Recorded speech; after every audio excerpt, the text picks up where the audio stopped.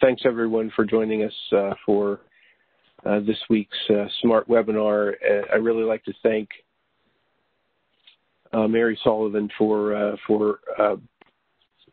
talking to us today about the Carbon Safe initiative. Mary is a project manager and technical project coordinator here at NETL for the Carbon Storage Division. She is the lead for the Carbon Safe initiative, and she's going to be talking to us about that initiative, the different projects that are within that. Today is a chance and an opportunity for us to learn more about these projects, which we will, at least may, have an opportunity to collaborate with as we move forward into other phases of SMART. So it's a chance for us to hear what's going on with each of these projects and to ask questions about where things stand with them, what kind of information's planning to be collected, and see what opportunities there are for potential collaboration. So with that, I'll turn it over to Mary. Thanks, Mary. Thanks, Grant, for the intro. Yeah, I'll get right into it. So this presentation focuses on the Carbon Safe initiative. All these projects are aware, we put it in the FOA, that they're going to be doing some sort of collaboration with the SMART initiative, and some have decided, a bit of things they want to do on the machine learning front and in their own scopes of work, but they're kind of still waiting to see if there's anything that NETL comes up with for them to collaborate with.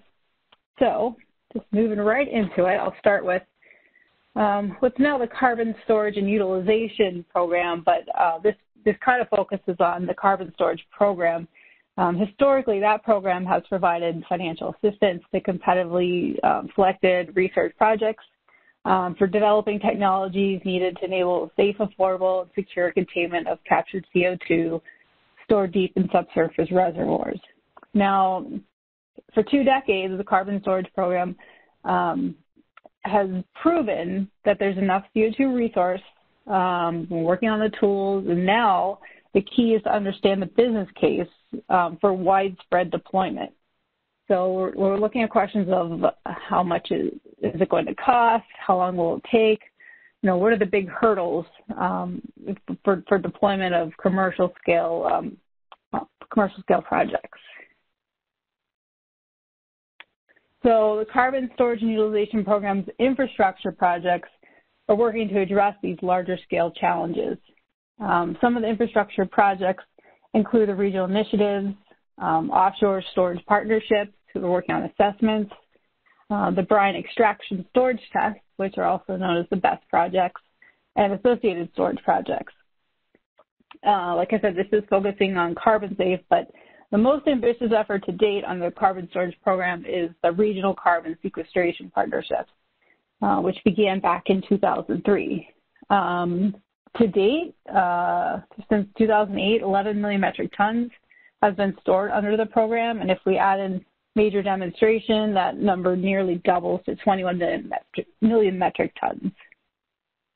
So I think most people are familiar with the partnership's contributions, but it's worth mentioning because the contributions are so important. So they recognize the regional differences in geology, CO2 sources, climate, population density, infrastructure, and other factors that could impact the development and deployment of the technology. So a network of 7 partnerships were formed, and at the time they represented over 400 organizations in 43 states and 4 Canadian provinces. But their research provided a more thorough understanding of permanent CO2 storage in a variety of geologic formations, and the experience gained from these projects helped support regulatory development and commercial deployment of geologic storage. The success of the partnerships really validated secure storage at their respective sites and is largely based on the deployment of new or improved monitoring technologies. Technology research by the partnerships and ATL target demonstration of robust and reliable monitoring systems, and the partnerships identified gaps in experience and knowledge that still need to be addressed before upscaling CCUS. And that's where the Carbon Safe program really aims to fill in the gaps.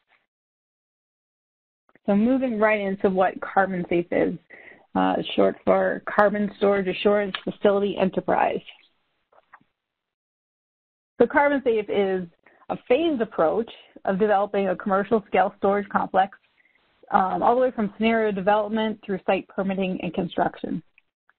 Most of the targets for the regional partnerships were in the 1 million metric ton of CO2 storage range. Carbon Safe expands this. They're looking at 50 million metric tons over a period of 30 years. They're looking at the development of risk reduction scenarios for site and source selection, field testing of risk, geologic storage, modeling and monitoring technologies, and injection strategies for a site this large. And finally, how to determine how to address challenges associated with characterization and monitoring of such a large storage complex.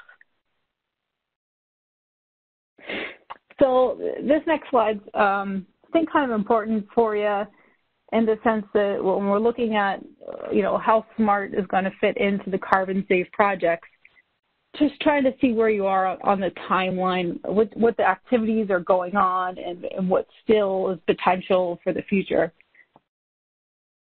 So phase one, the Carbon Safe program started back in fiscal year 16, I should mention that, with phase one and phase two, because some projects were already ready for phase two, so they started simultaneously.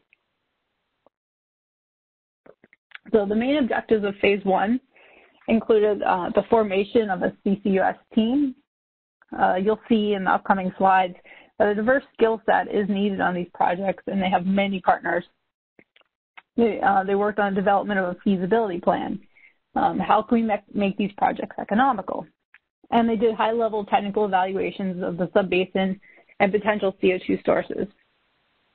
Okay, so looking at those projects are complete, but I'll talk about that in a minute. Phase two was storage complex feasibility, and this was a 2-year effort. The feasibility phase began to focus on the initial characterization of the storage complex. Examples of some of the research included landowner engagement, drilling and coring of a stratigraphic well, 2D seismic, whether it was existing or new, modeling to support the geologic characterization. And then what we're working on right now is phase three. Phase three is site characterization and CO2 capture assessment. This is a 3-year effort which just kicked off. So this phase involves the acquisition, analysis, and development of information to fully characterize the storage complex and qualify the storage site to meet UIC Class 6 permit requirements. So the recipients, they need to submit a UIC Class 6 permit to construct and gain approval during their projects. So it's not the Class 6 permit to inject, that comes later on. It's a permit to construct their well. Excuse me. Also, what's being worked on are CO2 capture assessments. Now, some of these projects are involved in the capture-funded feed study program, and some of them are not. So basically, all of the projects that have all the sources on these projects will have a capture assessment done by the end, whether it's through that feed program, and if it didn't have a feed study, then it'll be done underneath their Carbon Safe project. It was not any kind of mandatory, it was not mandatory at all to have a feed study prior to going into the funding opportunity. So this assessment, also being worked on is NEPA approval in case there is a potential phase 4.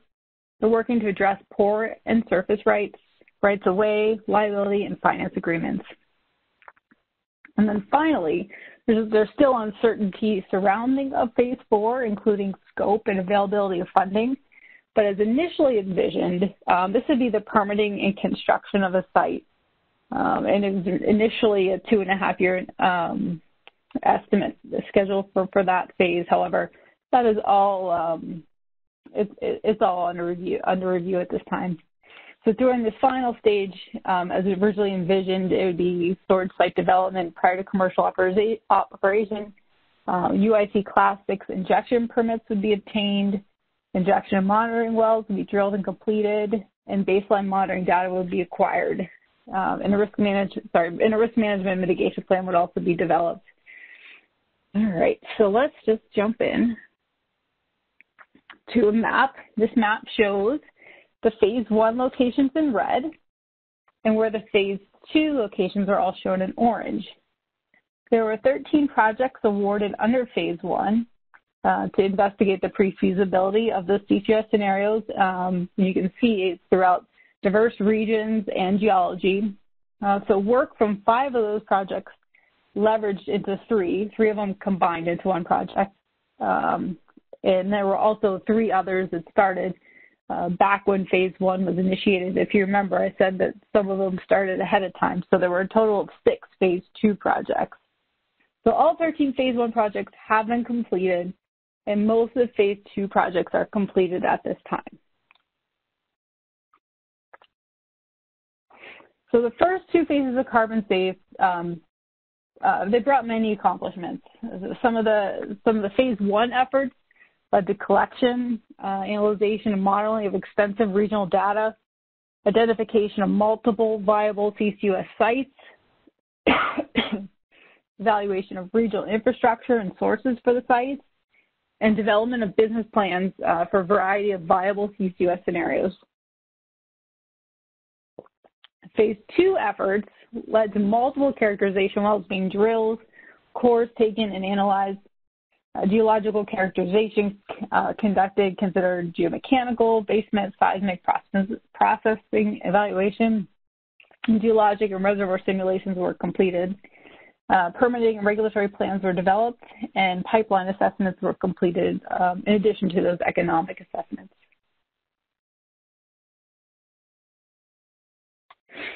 So there were some lessons learned from phase 1 and phase 2, and just to briefly go through those, carbon safe projects require strong collaboration with industry and a business-focused strategy.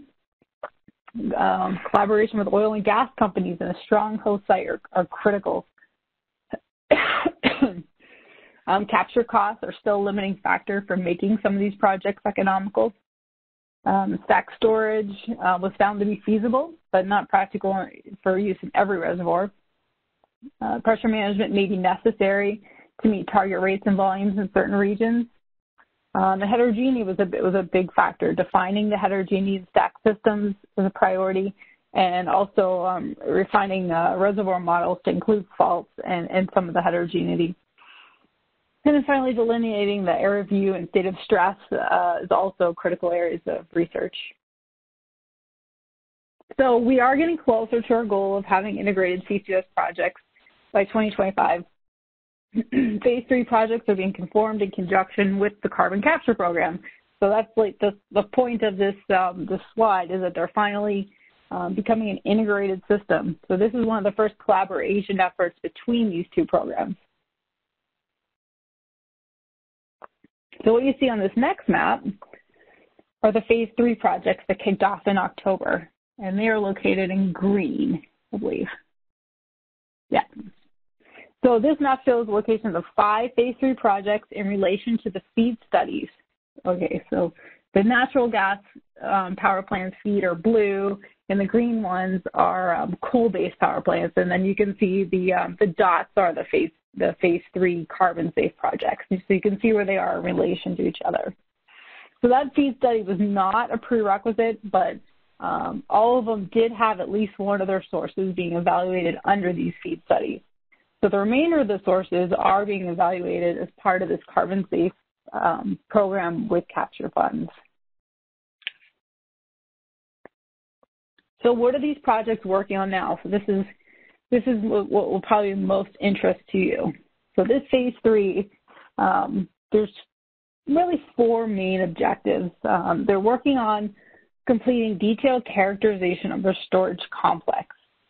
Basically, they're doing everything they need to do to be able to submit and obtain approval of their Class 6 permit to construct of their injection wells. What they're also working on is obtaining a NEPA determination for potential future integrated projects. You're going to hear me talking about an EIV, which is an environmental information volume. So they'll be utilizing these to see if some of the sites need to do an EA or an EIS, and that work will be done under Phase 3 as well. And finally, as I mentioned, we're going to be completing a CO2 capture assessment on all the sources if they're not already being done under the FEED program. And of course, there's additional public outreach. Oops, sorry. So what I'm going to do right now is now I'm going to jump into the 5 projects. And what I have are 3 slides for each project. Give you an overview, tell you what's known, and then what they're working on in Phase 3. So first off is the project led by Southern States Energy Board. So SSEB is leading a team of 14 subrecipients and multiple vendors with the goal of demonstrating that the subsurface near the Kemper County Energy Facility can safely and permanently store commercial volumes of CO2. And you can see on the right here just how many parties are involved in these projects. Okay, so with strong support from Southern Company, the sources for the CO2, if you can see on this map right here, include Plant Radcliffe, along with transported CO2 from Plant Daniel and Plant Miller. If you total all of these, there's a potential of 22.5 million metric tons per year. But for the purposes of their carbon-safe project, they plan to submit their permits for 50 million metric tons over 30 years. So they're just focusing on a smaller flow rate, even though there's a potential for a very large amount of CO2. However, they would require some extensive pipelines. As you can see, it's over 100 miles away from 2 of the sites. So Southern Company, they currently have a FEED study under the capture program with LIN's BASF aqueous amine solvent for natural gas capture at Plant Daniel. And then the assessment of Plant Miller and Plant Radcliffe's capture technologies are being performed as part of this project.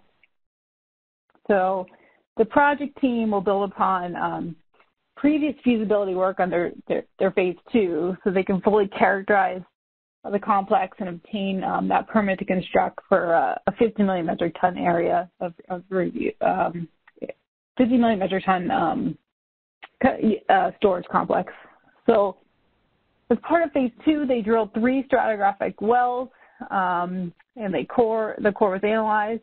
The geology of the complex looks very promising. They also looked at analysis of existing 2D seismic, which confirmed this. So they think the complex is estimated to have the potential to store an average of about 900 million metric tons of CO2 over a 30,000-acre area. The major formations of interest are the Plexi, the Washita Fredericksburg, and the lower Tuscaloosa sandstone. And there's multiple intervals of shale which could serve as confinement. So moving on to their Phase 3 activities. So this is what they're working on right now and some time frames of when they'll be working on some of these activities. SSEB team plans to complete the drilling and coring of 3 additional stratigraphic wells. If you look on the map on the right, 2 wells have already been drilled, and the final of the 3 wells are currently underway. So on the map on the right shows the Phase 2 wells that are in black, and the wells that they're drilling under Phase 3 are in red, and you can see where that is in relationship to Plant Radcliffe.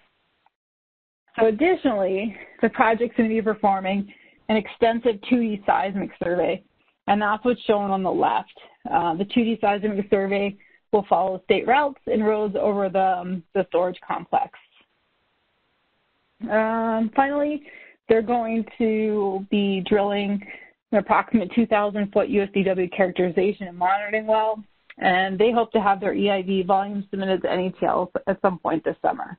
So the project scope also includes some machine learning approaches to inform the development of methods for removing more noise from data sets to provide an enhanced data resolution. And they call this their deep look methodology.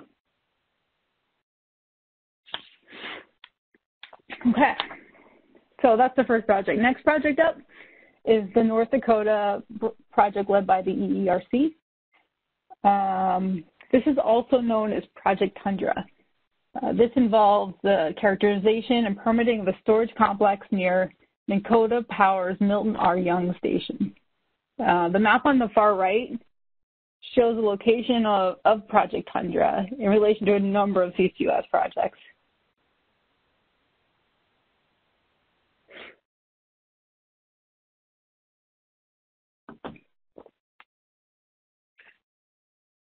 All right, so how this project is set up is that approximately 3.1 million metric tons per year of CO2 will be captured from the 455 megawatt Unit 2 of Milton R. Young Station.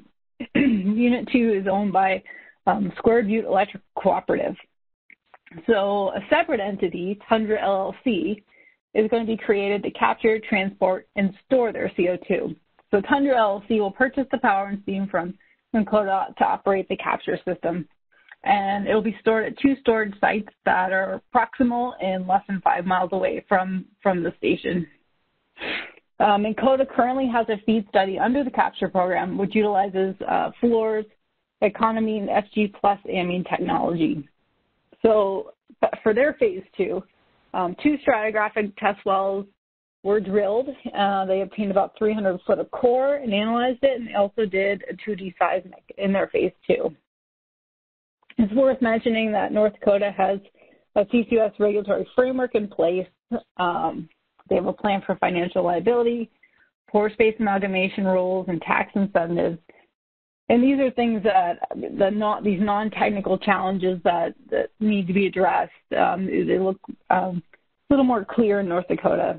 Additionally, North Dakota has primacy for administering their Class 6 permits.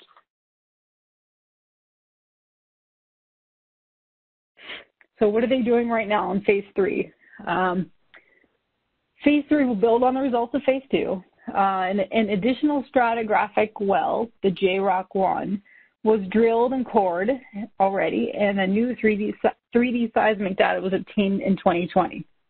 An electromagnetic survey just finished up this past April. In this summer, a USDW monitoring well will be drilled and baseline monitoring will begin, and their EIV will be completed as well. So by mid-May, the project plans to submit their 2 Class 6 permits to construct. They're submitting 1 permit for each formation. I think it's the Broom Creek and the Deadwood, if I believe. And this project is well ahead of the planned timing. Most projects have a go, no-go decision point to submit their permits by the fall of 2022. Just to give you an idea, I think they're almost all of them have that date, except for this one, it's well ahead.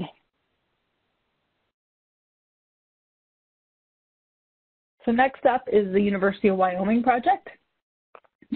They're leading a team that's evaluating the storage complex proximal to the Dry Fork Power Station, which is also home to the Carbon Capture Integrated Test Center.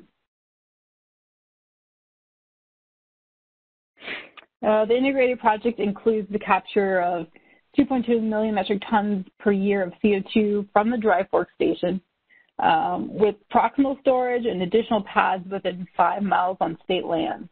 So the Dry Fork Station is a 385 megawatt coal-fired power plant that came online in 2011 and still has plenty of operating lifespan to about 2070.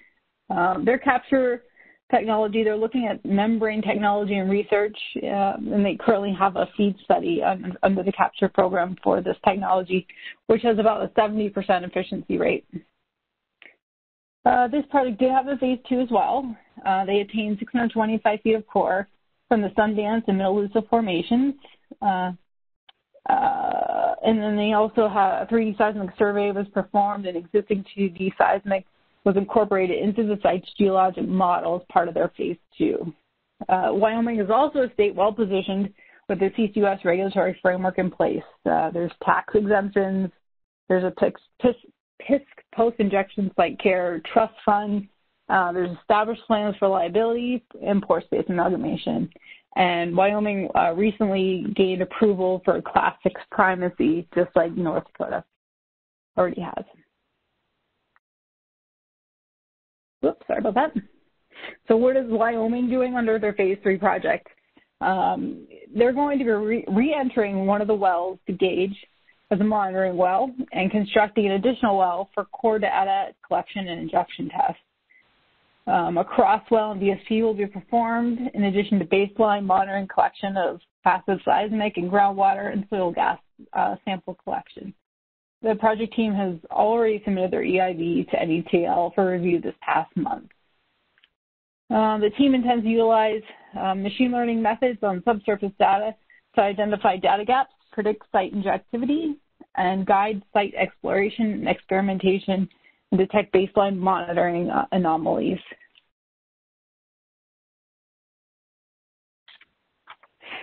Okay, that's the third project. So there's two more projects, and this one is through the University of Illinois. They're leading a team to establish what they're calling the Illinois Storage Corridor. It's the region that's been proven with geologic storage performance in numerous industrial carbon sources.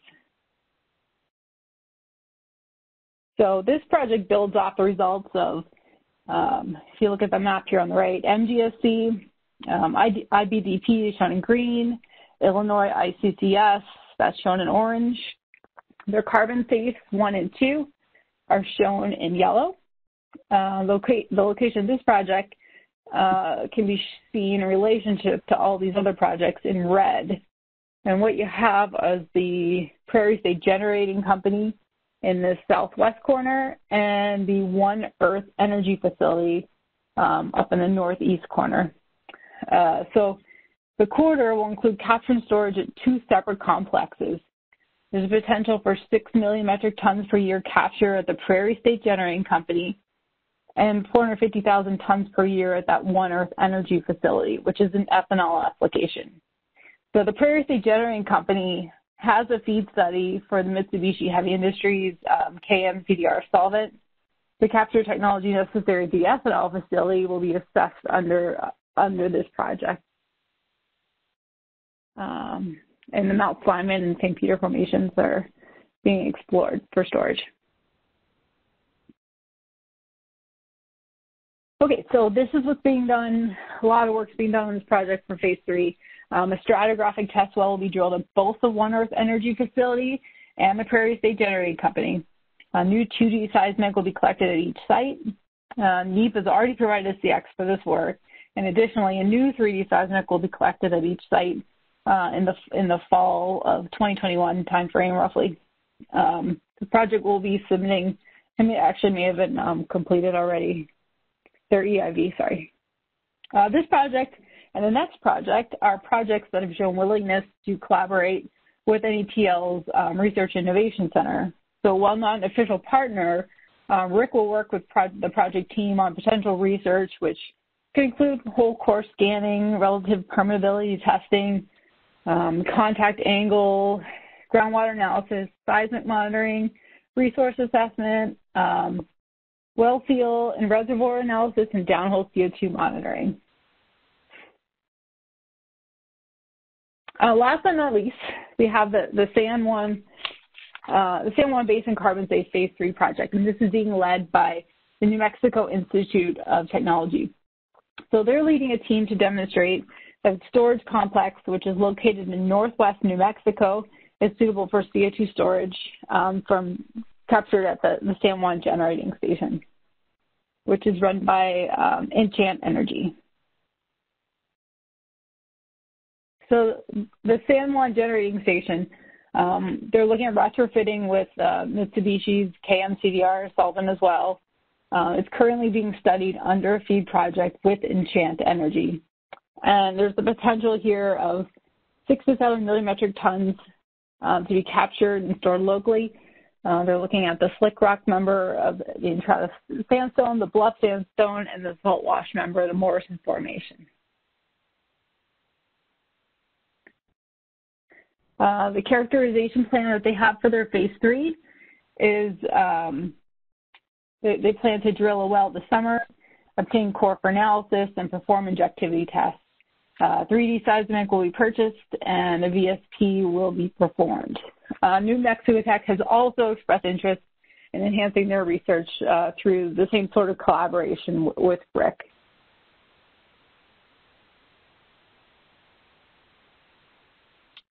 So finally, I'd like to close in showing just how many participants there are in the Carbon Safe program to date. You'll see there's a wide range of expertise that's needed to drive these projects. Lots of different subrecipients and team members, and I'm sure that a lot of you on the call are actually probably team members as well. So with that, that's the overview. So if there's any questions, which I may or may not be able to answer, we could take those now. Yes, I think thanks that a lot. I have some of the other project managers may be online as well, if it's for certain projects, if I don't know the answer or if they want to jump in. Great. Thanks so much, Mary. I have one question before opening up to everyone. So you talked about the Project Tundra as being one that's kind of ahead of the others in terms of schedule, with planning on submitting construction permits sometime this spring, summer time. But the other ones are in 2022 for that stage. How long do you anticipate between and I know this is, you can't give it an absolute answer, but between submitting permits for construction and then moving on to actual, permits for injection and then injecting? Are all of these projects, planning to inject? Yeah, so University of North Dakota, they had an open house yesterday. They wanted to see if there were any concerns brought up at that open house, so they can identify, potential issues before submitting their permits to construct. They hope to be doing that very shortly. And with that time frame, so submitting their permit to construct, say in the May timeframe, and Josh, maybe you can, if I say this wrong, please chime in, but I think they're looking to hopefully have that approved sometime towards the end of the year, beginning of the next year, and that's very dependent on location. They have University of North Dakota and Wyoming have primacy, so one could assume that maybe it's a quicker process than going through, a specific region of the EPA. And even within the regions of the EPA, the time frame for turning over one of these permits is really going to be dependent on the workload. I think I talked to Darren Damiani, the program manager of the carbon storage program, and I think he mentioned that there were 70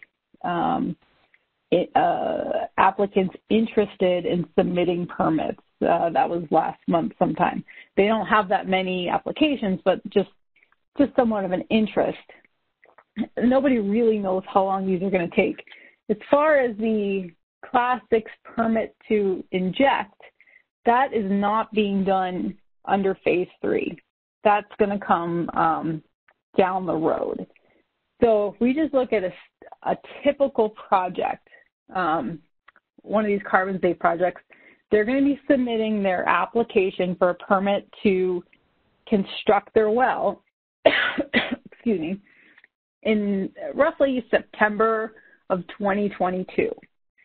And it's pretty aggressive, but the schedule to get that approved would be 1 year later for the end of the project, which would be the fall of 2023. So that's just your permit to construct your well. So at that point, we're looking at the fall of 2023.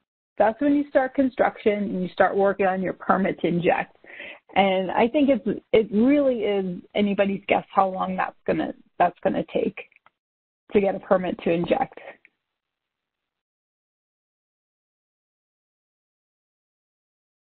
Thanks, Mary. Yes, so just to add to that, Mary, you are correct. Red Trail has already submitted a permit grant. get it done in 7 months. They don't think it'll happen much faster than that. So, Red Trail and for Project Tundra, they're expecting 7 to 12 months to get the.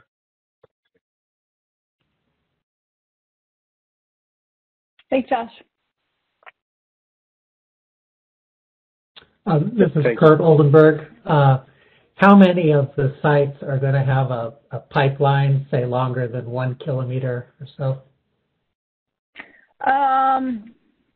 So Wyoming's pretty close to their site. There's some that are within 5 miles. New Mexico is fairly close. They're within 20 miles, I believe. Their site's a bit in flux at the moment. Illinois is pretty proximal as well. The longest one is the Kemper County project. They originally went into a phase 2 when the Kemper County Energy Facility was in a different operational stage. So they were kind of forced to relook at their scenario and include Plant Daniel and Plant Miller, which are over 100 miles away, just so they could be able to get the flow rate needed for the carbon safe project. And also the geology at that site is optimal for a storage complex hub from additional sources. So that will be the longest transport route right now from the current carbon safe phase 3 projects. Okay, thank you. Mm-hmm.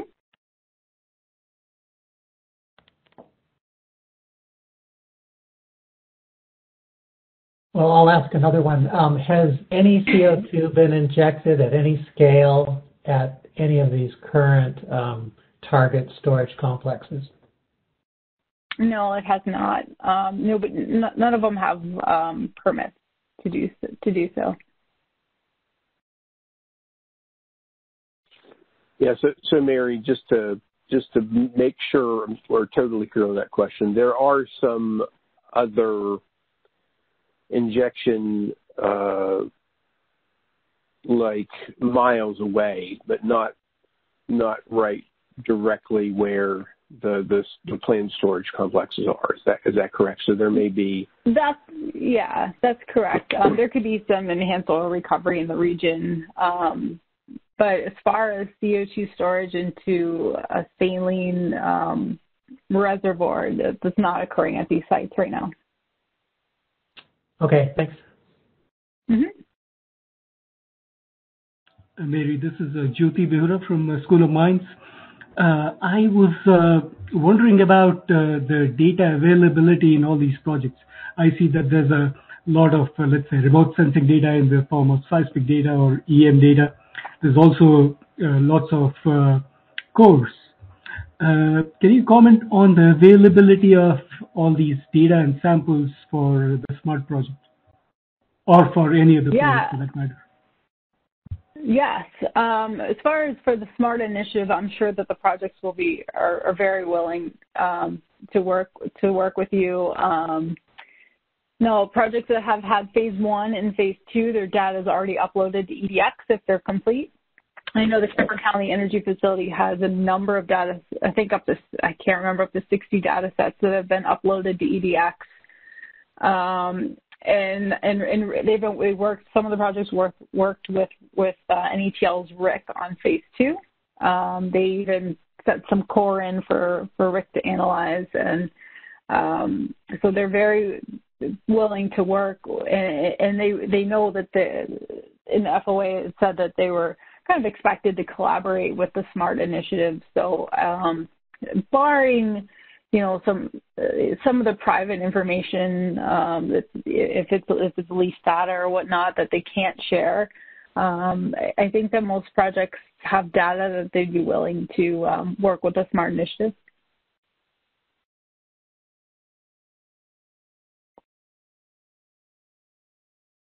So, Mary, along those same lines, so you presented kind of a high-level overview of what they have collected and are planning to collect, but are there places where we can find more detailed information about what data is already available and what they're planning on collecting? Are there like, would we go to like their websites or are there reports or something like that? There's really, I mean, if you're going to look at a phase 1 or phase 2, that the final reports are available for most of the cases. But these projects just kicked off, and it's really more of just they have a scope of, as I presented, what they're going to be doing. There's not like some sort of database that says all the information that they're going to collect, and if they upload it to, you'd be able to just look at it. That's not I don't believe that's the case on any of the projects. I don't think they actually have much data at this point to really share on the phase 3. It hasn't been analyzed yet. Gotcha. Yeah, I have a related question. You mentioned a lot of seismic data are either being collected or have been collected. Do you know of any special restriction on any of the seismic data, especially if they are collected by the oil companies? There's some restrictions in the sense that some of the projects utilized reprocess existing 2D seismic. In one of the phase 3 projects, New Mexico Tech, they purchased 3D seismic for analyzation. So there will be restrictions, I would think, on that sort of data. The stuff that was collected, I would think that would be public available. I'd have to look at each individual project will be different. I think they have up to 5 years to keep it private, and then they have to release it. But the stuff collected from phase 2 should be available in EDX. Okay, thank you. Mary, I was wondering about if any of these projects have any plans for long-term monitoring of these the injected CO2 or let's say migration, especially when it comes to deploying sensors over a large, let's say, spatial area on the surface. Yes, they're all going to be required to do that because they're working on monitoring plans under this phase because they will be having a Class 6 permit, and part of the Class 6 permit is a lot of rules on monitoring even after injection. I can't remember the 50 years of post-injection site care monitoring. So yeah, they will be monitoring the CO2 after injection. And they're doing a lot of the projects are doing baseline work under this phase where they're doing just groundwater sampling and soil sampling as well. Is there any continuous borehole monitoring going on or plans for that? Not yet, but there probably will be in the future. So it sounds like it would be fair to say that the design plans for these storage sites are still being developed in many cases, and there are opportunities for sharing ideas and using some of the things that we're developing here to help them in the decisions they need to make about the design of these sites. Absolutely correct. Right now, they're just characterizing the sites. I mean, CO2, for the most part, won't be actually injected for another few years, 3 years, 4 years, a couple years. Depends on which project. But most of them, you still have 2.5 years of this phase, and then you have another 2.5 years of construction. So there's a lot of time to develop that monitoring plan. However, having said that, part of the UIC Class 6 permit is to provide what their plan is. Now, I'm not saying they can't do other things in addition, but they do need to have a sense of what their plan is to submit to the EPA or Wyoming or North Dakota EPA. Or sorry, DEQ. Yeah, absolutely. Do we have any other questions for Mary? Well, if you think of any, please feel free to email me or Grant, and he can pass it along. Yeah, definitely be happy to. Yeah, thanks again, Mary, and the other project managers who were able to join. Josh, appreciate your talking with us about this, sharing what's going on, and hopefully we'll get a chance to work more closely soon. Yeah, I think that if you come up with some ideas, they'll be very amenable to listening to how they can collaborate and work together. Great. All right. Well, then I guess it's time to close for today. Thanks again, Mary, and thanks to everyone else for joining us. I hope everyone has a great weekend, and we'll catch you next week at the same time. Thank you, everyone. Thank you. Thanks, Mary. Thanks, Grant. Thanks, Mary.